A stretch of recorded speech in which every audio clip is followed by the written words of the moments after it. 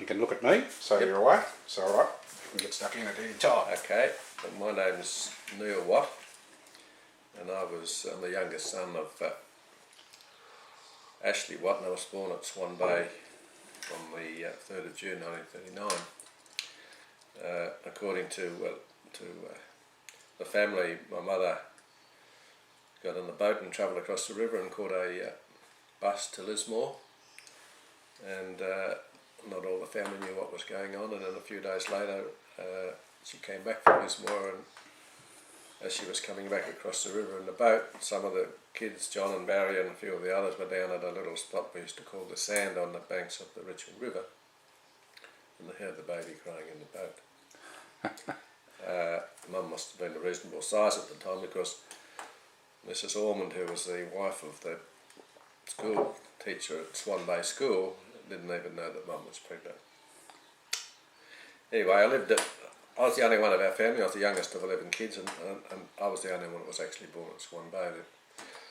All of the others had been born by 1937 or late 1936, when the family moved to Williams's farm at Swan Bay. So that, of course, was just before the outbreak of war. So a couple of the older brothers, Ashley and Barney, both enlisted as soldiers in the war, and they went away. So when I was young, I really had nothing to do with them. Living at home at the time were some of the family, three sisters, Lola and Maisie and Jessie, and brother Gordon was still there. Gordon was going to school at Woodburn. He used to ride his bike in to go to school at Woodburn, so he was at high school at that point in time, so he couldn't go to the primary school at Swan Bay. The others, all of the others would have been going to the primary school at Swan Bay, which was about 500 yards walk, I suppose, to get there. So living at home at that point in time was the three girls plus John and Barry and Gordon and Roy. Barney and Ashley having gone away at the war, as I said previously. And as far as school went myself, I didn't actually go to Swan Bay School. It had closed by the time I was old enough to start school. And because of the war, I didn't start school until 1946, so I was actually 6 and a half before I went to school. And to get to school, like a lot of other people that lived in the area, I had to catch a bus, and the trip from our place to Corrica in those days was about half an hour, I suppose. So it was a matter of getting a boat across the river, catching the bus and going to school. The school wasn't particularly pleasant for me early on, because I used to get bus sick every afternoon on the way home with the bus stops. So it was Well, no pills to take in those days. No pills to take in those days. And so at the school then, Jessie had left school in 1945.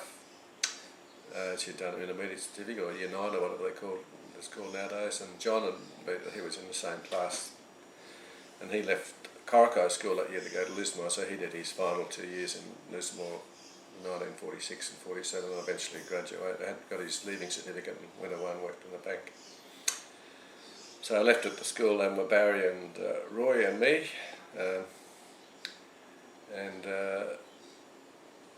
Barry eventually left school when he was 15 and started to work, and Roy went on to Lismore High School and didn't do his 5th year. He must have left school in 4th year or something like that. What I remember about Corrica School, apart from getting sick every afternoon, most of the kids, or none of the kids, wore shoes to school, apart from some of the school teachers' kids. Everyone else had bare feet, and it was a pretty ramshackle affair. There were no uniforms. Yeah. I can still remember the name of our first teacher was Murray Faulkner, who was still lived in the area until she died last year. So that's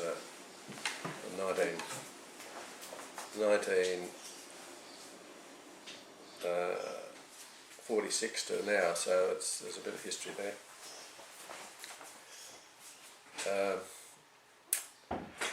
after Corici School, I stayed at Corici School until 1952. I was in second year at high school at that point in time,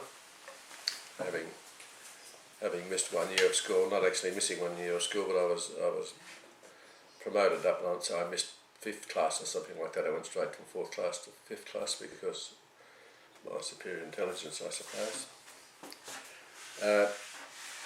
So in 1952 we had a headmaster called Joe Henderson who was a very difficult person, and it was very hard to get on with. He and I didn't get on, and there was another kid in the school, Bob Williams, who lived near us at Swan Bay, and he and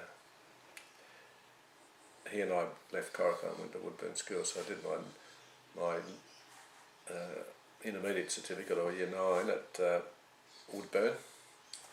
And then after that I had to go to high school. I went on to high school to Lismore and did 4th and 5th year in Lismore, and finished school there in 1956 after 3 years there, but because I had to repeat 4th year. Now, just going back to the things I remember about Swan Bay, I remember that we had floods were a big part of our lives down there. Because of we lived right on the river, and there was a lot of rain, and the floods were a significant part. You know, we had to milk cows in flood waters. When it flooded, we couldn't get to school,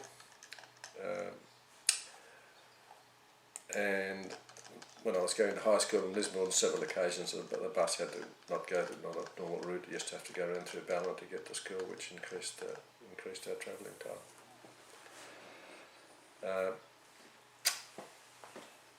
At Lismore High School, I was at Lismore High School in when did the Queen come to Australia? 1952 or something, 1952. 53 or 4. 53, 54, 54 she came to Lismore, and we went to Oaks Oval that day, and she actually, the car which was carrying her went around the bicycle track inside the fence, so we were all able to wave to her, but it rained very heavily that day and everyone got very wet, and because of the rain the bus couldn't get back to Swan Bay that day, so I had to go and stay with my sister Bonnie and her family, who lived out at Canberra at the time. And because my shoes were wet, Bonnie put my school shoes in the oven and probably forgot about them, so when she went to get them out again for me to go to school that day, they were ruined. And so before I could go to school, Bonnie had to come into town, and we had to go to one of the shoe stores in Lismore, and Bonnie bought me a new pair of shoes, which was, so going to Lismore High School was a big change in life for me, because having going to school in Corici and Lismore, they were country kids, and I'd never had, hardly ever been to Lismore in my life before that. So going to a new and a bigger school with more sophisticated people was a big change for me, and that was a big change in my life. I was just lucky that I was probably the last one in the family that Mum and Dad had enough money to allow me to go to high school, whereas all of the younger ones, of course, they had to leave school and go to work or work on the farm. So, where are we? We might stop there. Have a break? Yeah, have a break.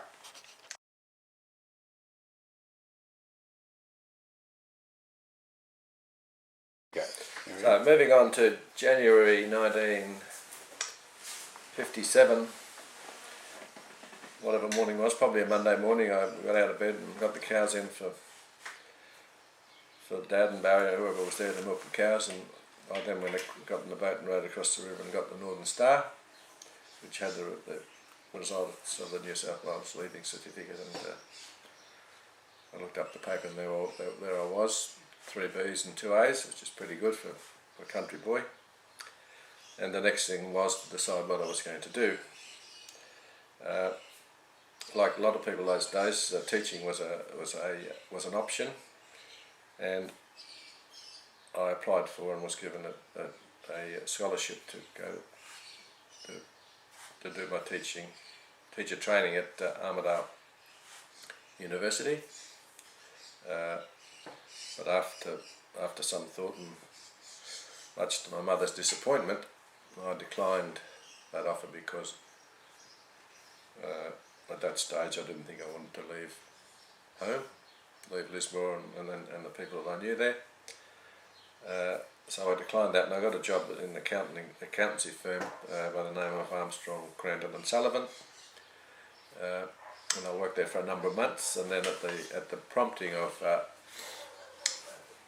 mother of a girl I was taking out at the time, I gave that job up and took on a training managership at Penny's store in Lismore. Penny's was subsequently taken over by Coles and were in fact owned by Coles at that time. And I worked there for 12 months as a trainee manager. And at the front of the store there was a cab rank, and one of the cabbies there had actually worked in Papua New Guinea as for the Department of Public Works in Port Moresby. And sometimes when I got the cab home, he used to talk to me about what they did up there, and he said, it's pretty young, as a young bloke, it wouldn't be a bad place for you to go, for a bit of excitement. And so I went along to the Commonwealth Employment Service in Lismore, and I had brochures on careers available for young places in Papua New Guinea, and they had this brochure there for what were known as cadet patrol officers. And I filled in an application for that and sent it away to Canberra. And sometime later on I got a letter saying if I was still interested to go to an interview in Brisbane, and I got on a bus and went to Brisbane, was interviewed by 3 or 4 senior blokes from Papua New Guinea, and eventually got a job there. And in July 1958 I caught the bus again across the river. Mum and Dad got on the bus to go to, I didn't actually catch the bus, so Mum and Dad got on the bus to go to the dogs in Lismore, and my sister Jessie and her husband picked me up at the bus stop, where the bus stopped, and took me to the casino, and I caught the train and went to Sydney, and that was the start of my career in Papua New Guinea. So I went to Papua New Guinea, and after some training in Port Moresby, I was posted across to Rabaul in New Britain, and subsequently down to the south coast of New Britain to a little place called Cantrian. On an outstation there, it was a really beautiful place. It was right on the water, and it had a freshwater pool in place and a tennis court, and it was a really good life there.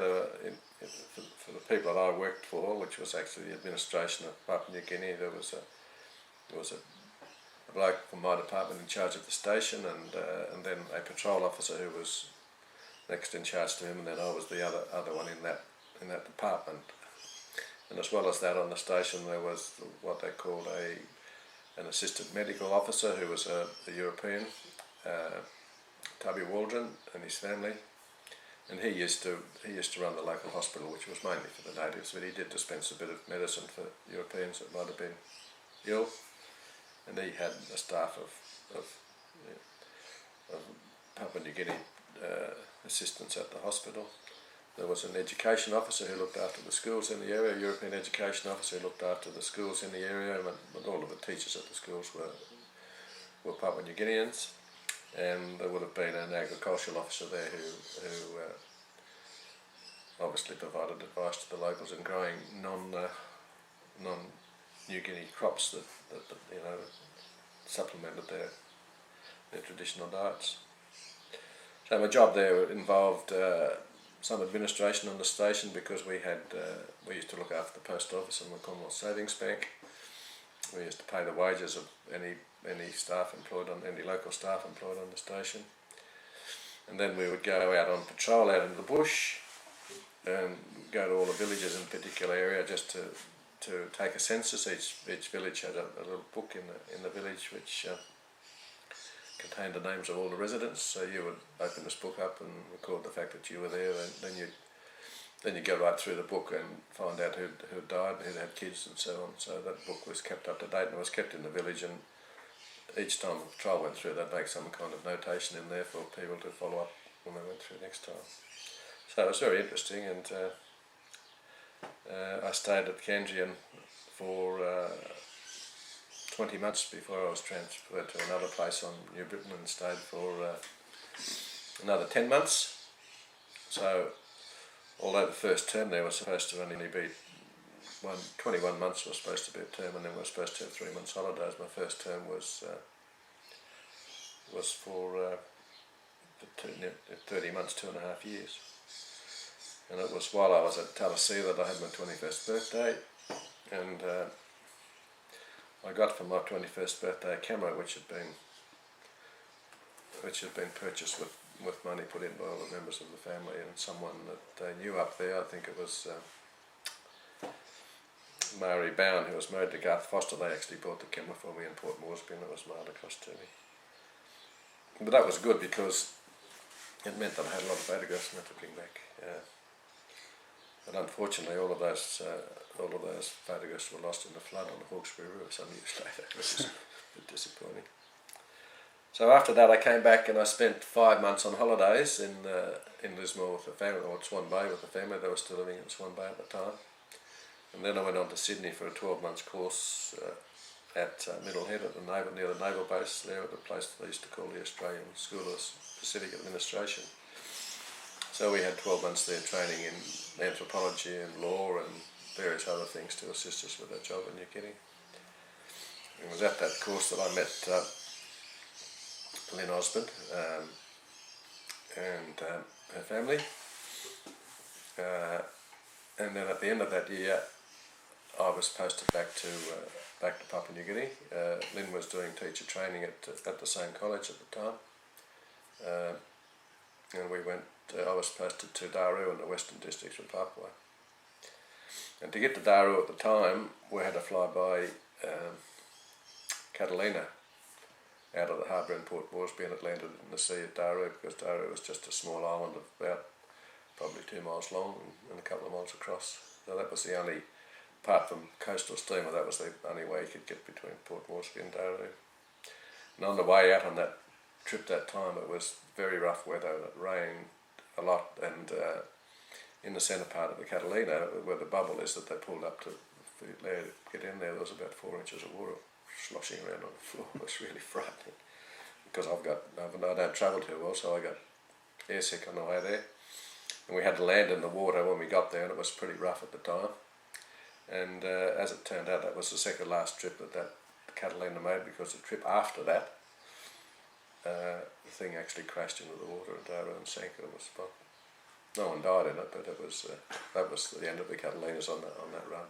Goodness me. Yeah, it was amazing. So I spent 4 or 5 months on Daru. Daru is an interesting place because it had a lot of non-government Europeans living there. You know, people that had come across the Torres Strait from Australia, and so there were European storeholders and that there, and cock shooters and things like that. And I was there for 7 or 8 months, and I was transferred across to another station, Ballimo, which was a bit north of Daru and a bit inland on the Oriomo River. And it was a place that was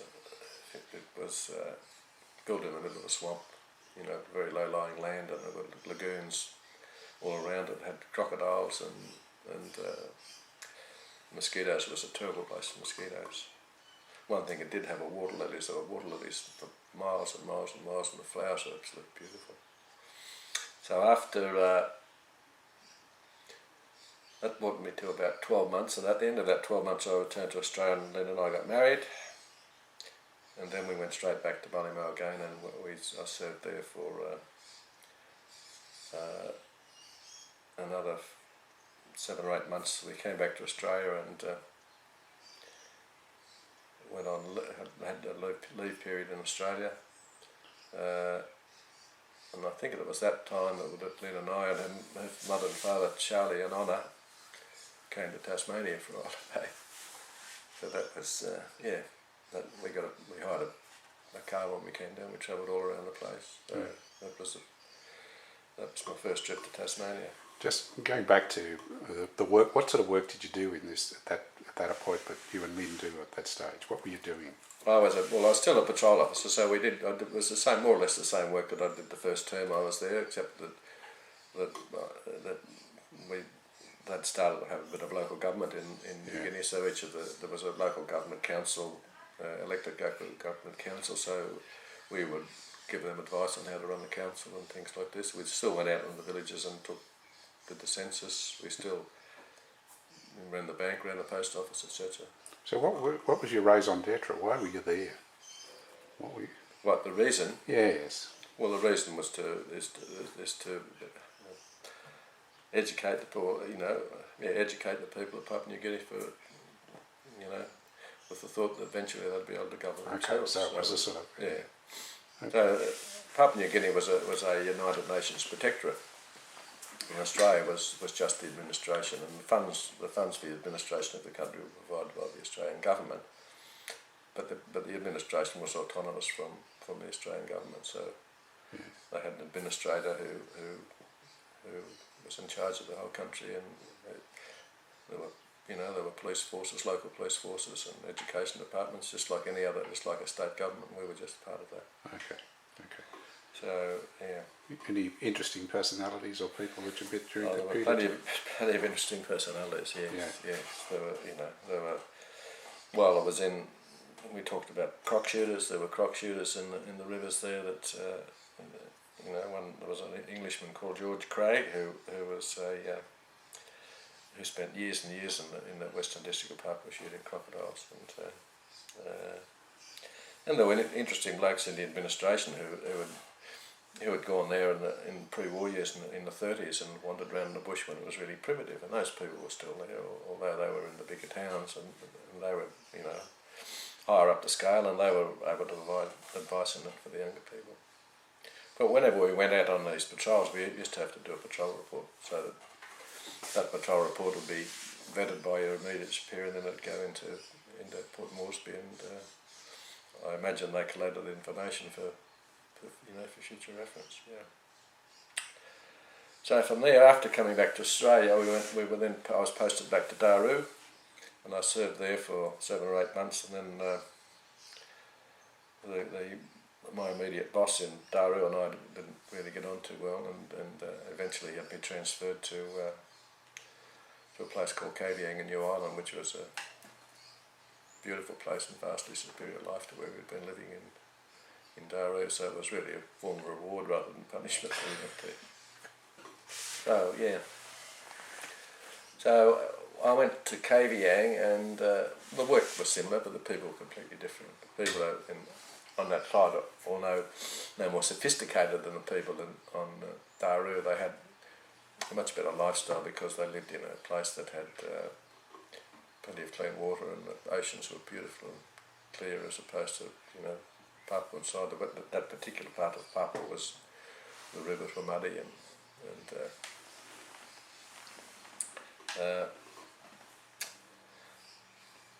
so eventually I had a bit more training up there, and for various reasons in 1968 I decided not to go back to Papua New Guinea, and Len and I bought a place at a house in Mossman in Sydney, and I went back to accountancy, which was my first job, and in the meantime I'd been studying accountancy by correspondence in Papua New Guinea. So how long were you? What was the total length of time that you? I was there from 1958 to 1968, so it was just 10 years. Just over 10 years altogether. Yeah, which is not. In some ways, it's a long while, but it's not as long as lots of other people have been up there 40 years, and some never came back. Of course, they stayed there all their lives.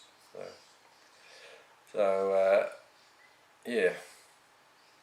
Subsequently, that of course, Papua New Guinea got its independence, and people like me are no longer work up there.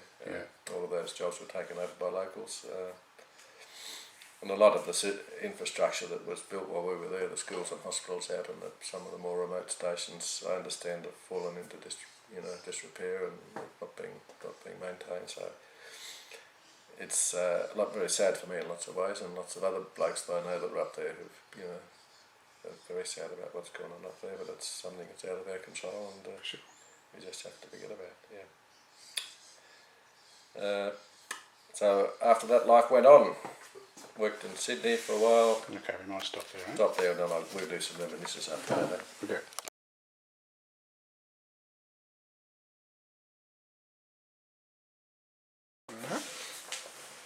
So after leaving, I actually resigned from the job in Papua New Guinea at the end of 1968, and Len and I lived at Mossman in Sydney, and in 1970 we adopted our son Jason, and continued to live there, and subsequently we separated and we divorced, and I continued to live in Sydney. I lived over at Maroubra and at Randwick for some time, and I subsequently met Afka, who's my partner today. I met her in the late 1970s, and Afka and I moved to Brisbane in 1981, and I worked for a bloke I used to go to school with in Lismore, who had an accountancy practice in Brisbane, a bloke called Bill Bennett. So we worked there for 5 years in Brisbane, and I then took a job up in Mossman, which is near Cairns in far north Queensland, and we moved up there, and we lived there for nearly 21 years.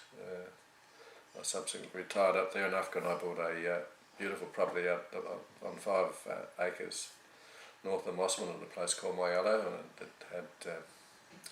it was a beautiful place, a beautiful old Queenslander on it, and we had stacks of animals. We had, apart from dogs and cats, we had ducks and geese and peacocks and guinea fowl and all kinds of different animals. We had a beautiful freshwater creek used to run through the property, but eventually, with it getting a bit older, it got too hot for us, and in 2006, it gets like that sometimes.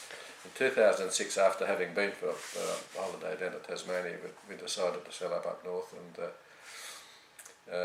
we were looking for somewhere else to go, and we eventually decided we'd come to Tasmania, and we bought a place in Tasmania, and we now live at Sanford in Tasmania, on a nice property on a saltwater lagoon, not far from the golf course.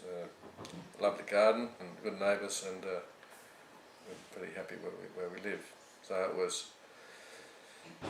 it was 19 years at Swan Bay, 10 years in Papua New Guinea, 15 years in Sydney, 5 years in Brisbane, and 21 years up North Queensland, and I don't know how many more years, but the rest of it will be in Tasmania, I think. But thinking back on my life, I've had some interesting times. I remember when in 1954, when I just 53, no, so 1953, Mum and I got on the train to Casino and to go on holidays down in Sydney. I didn't really know where I was going, but I went with Mum on holidays on the train, and we had to. We took with us on the train a greyhound dog, because our family actually bred greyhound dogs, and we had this dog which was going to Sydney to be trained by someone that Dad knew in Sydney. So Mum and I got to Sydney, and we got off the train at Central Station in the morning, and it was raining at the time, and we were met by this bloke called, his surname was Austin, I think his first name was Eddie. And we got our luggage off the train, and Eddie had a ute there. It was raining, as I said, and he had this ute with a canopy on it. So he and Mum got into the front of the vehicle, and me and the dog and myself and the dog and all of the suitcases, or ports we used to call them in those days, were put in the back of the ute for the trip through the suburbs of Sydney, and it took a long while. That trip, it must have been an hour and a half, or nearly 2 hours to go from Central Station out to Carrying Bar, where my sister's brother-in-law, Alistair Clark, lived, and that's where we were dropped off. I'm not sure whether the dog stayed there. I think the dog was taken somewhere else to be trained by someone that Alistair knew. But it was a funny time at Alistair because he was I think he was a barber at the time. He had a barber shop at the time, but he was also an SP bookmaker. And I remember one night that Alistair and his wife Val had gone out somewhere, and I don't know where their kids were, whether they were at home with us or not. But it was Mum and I in the house anyway, and I was sleeping on the lounge. And it was raining that night as well. And sometime during the night before Alistair got home, there was this rattling at the front door, and I knocked up at the front door, and I could see this shadow there with someone with a hat on trying to get into the house. And being a pretty brave country boy, I put my head under blankets, and eventually the noise stopped, and the person went away, and I woke Mum up and told her about it, and she said, "Oh, you should have called out." And I thought I was too frightened to call out, and I thought it was a burglar, but we subsequently found out there was one of Alistair's customers that owed him some money or wanted to leave some bets there, and he had slipped something under the front door and gone away. So it was very interesting. And we stayed with Alistair for a few days, and then we went across and stayed with some friends of Martin's and Lowell, a friend of Alice's too, of course, but they were friends of my sister Laura and her husband Martin, Dennis Jones and his family. And so we stayed a few days there, and then we got on the train again and went down to out to the southwest of New South Wales to a little place called Berrigan, where my brother John was in the bank. And we stayed on a wheat farm with some people called Edneys, who were good friends of John's. And then back to Sydney, and eventually back home again. But it was, that was my first trip ever away from home. And lo and behold, 3 or 4 years later, I decided to go to Papua New Guinea for whatever reason, I don't know. But it was seemed like a good idea at the time. Life at Swan Bay on the farm was really kind to us because it was a beautiful place to live.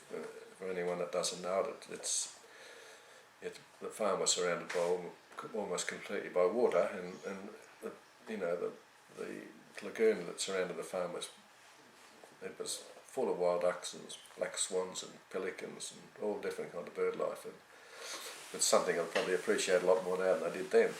But still, the wild ducks were very nice to eat, I suppose, and there were plenty of fish in that there. We used to go fishing for mullet and perch and flathead and various things like that. And in fact, fish were a very big part of our diet. We probably ate fish 5 or 6 times a week because there wasn't a lot of money around to buy meat with, I suppose.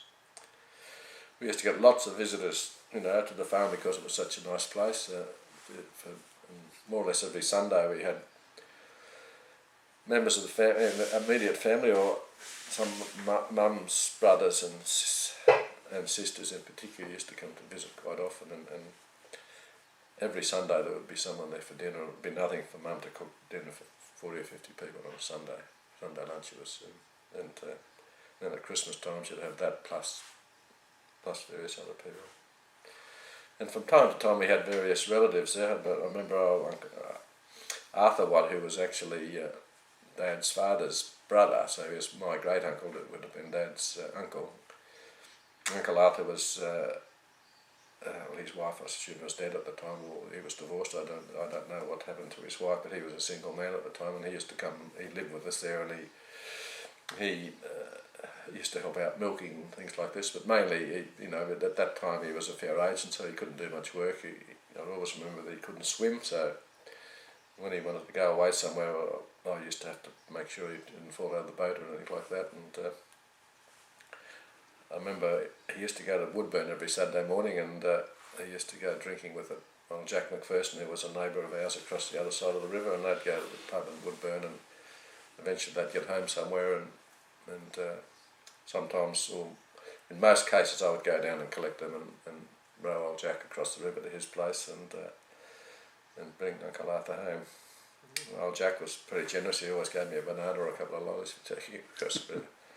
But I remember one day we went down there, Jack had his boat, so we didn't have to go and get Uncle Arthur, but we heard the bus come, and we were expecting him to come wandering up the house sooner or later, and after half an hour or so we went down there. He hadn't turned up, so we went down to the river, and we found that they were on the bank on the other side of the river in the boat, but the boat was actually underwater, and they were trying to bail. They had these buckets, and they were trying to bail the water out of the boat. They were both so inebriated at the time. Yeah. Well, Uncle Arthur, he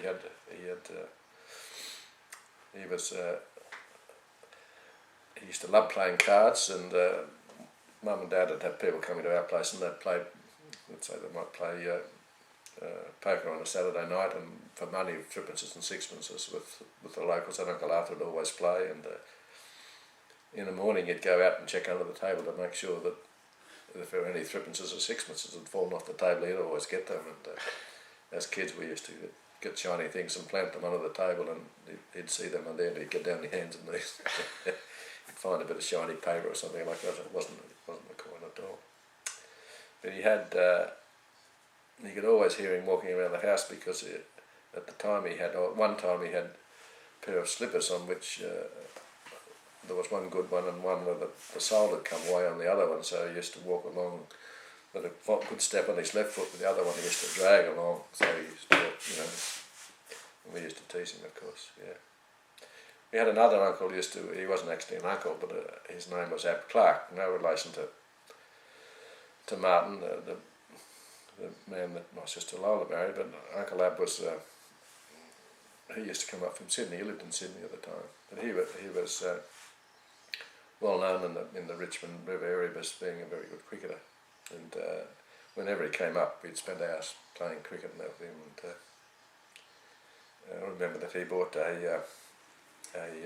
a brand new cricket bat one time, which is a proper Willow cricket bat, which was a big thing. It's a big thing for me in those days. Yeah. And subsequently, when I started to live in Sydney, I used to go and see him. He lived at Darlinghurst with his must have been his niece, I suppose. Yeah. And I remember the day he died, because he was buried. He was buried on the day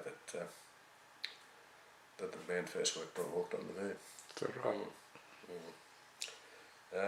What else?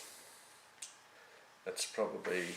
Oh no, I want to tell you about my sister Lola and her husband Martin, because Martin and Lola lived near Corrikai, which was between where I lived and the Corrikai school. So quite often I used to go and stay with them and go to school from their place. And I always remember living there. That well, Jeffrey was only a baby at the time. Lola used to make one thing she did make. She used to make beautiful sandwiches, beautiful corned beef sandwiches like that. When we went to school, the other kids would look at them and they'd have things like strawberry jam and treacle and that on their sandwiches, and I preferred the treacle and the strawberry jam to the Lola's lovely corned beef sandwiches. So that was a swap, but it was living there was fun, because Martin was he always talked to you, Martin. And I used to follow him around the yard and do things with him, and it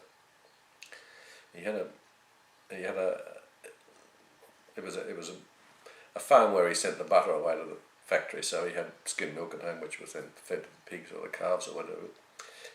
When he used to go to feed the pigs, he had one particular trough there that only had a stopper in one end of it, so at the other end he needed something to stop the milk running out. He'd pour the milk in one end, and while the pigs were getting stuck in, he'd have to run at the other end. He'd stick his heel in the other end and keep the milk in the trough until the pigs drank the milk. So funny days. So what's the story about the box? Oh, the box. Well, because Lola and Martin Lola had to help milking the cows, they had a big wooden box in the dairy, and that's where Jeffrey was put when he was a baby. He wasn't big enough to get over the box, and that was actually his cot at the time. So he didn't matter what he did. He wasn't given any sympathy. He just had to stay there until the cows were milked. Yeah. I don't know what happened to Johnny. Do you remember what happened to Johnny? No. So that's a brief summary of my life. I've got probably some other things I can tell you, but there's other members of the family who have to have a say, so perhaps. All right. Don't know that I've got anything else down here at the moment. Can I try some with members of the family? I just want to try something on you, and I'm not sure whether this is going to work or not. But anyhow, of all your brothers and sisters and that you had around the place, the other 10, who was the best cook? The best cook in the family? Oh, it'd only be Barry, I suppose. Barry used to experiment with food, and yes, Okay. yeah. All right. Who was the hardest worker? The hardest worker, well, I suppose Barney would have to be the hardest worker, yes, because Barney always worked. He always had yes, Okay. yeah. The quietest? Quietest, well, the quietest would have been, and well, I didn't know John when he was young, but yeah, John would have been probably the quietest one. The one with the best memory? Barney is the one with the best memory. Okay. Barney and Roy are the two with the best memory, yeah. Okay. The best gardener? Oh, Barney. Yeah. The funniest? Oh, the funniest would have been Gordon. Okay. Gordon was the... Gordon had various nicknames, but one of his nicknames was 12 gauge because of the size of his nostrils. The best looking? Who was regarded as the best looking? Well, John had the best legs, I can tell you that. John always he had the best legs. Well, I don't know, I'd probably think I'm the best looking of them all. There you go. Yeah. The most mischievous? Well, that's depending what you mean by mischievous, but probably the most mischievous would be Roy. Yep. Why is that? Oh no, Roy had a bit of checkered career. Roy had a checkered life, and he'd be the first one to tell you that. I think Roy's life was a bit frustrated because I think Roy was a very smart bloke who never realised his full potential because he never finished his school. He should have finished his school, and then he probably could have done anything with his life. But Roy's got a very good memory, and Roy'd have the best memory because he can remember days, and he's good at quizzes and things like that. Yeah. The most athletic? Most athletic. Oh, Barry would be the most athletic. I can remember Barry when he went. I first went to school in Corica. He was along with him and Neville Felch, they were the sprint champions of the school. Yeah. Okay. The most creative? Talking about boys or girls? Well, either, I suppose.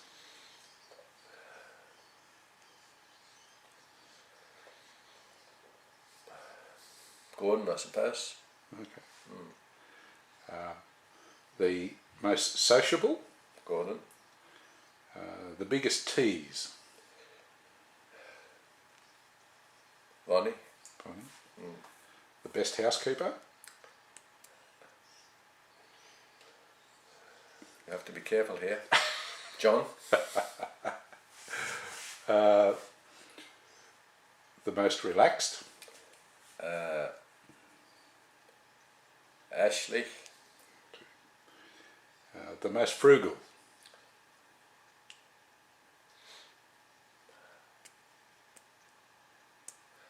Lola. Okay. The most generous?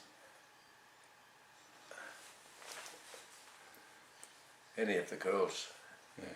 Yes, any of the girls. All right. And the best storyteller? Barney. Barney's. And Ashley. Ashley was a good storyteller too. Yes. Okay. Yes. Ashley was a good storyteller. Okay. All righty.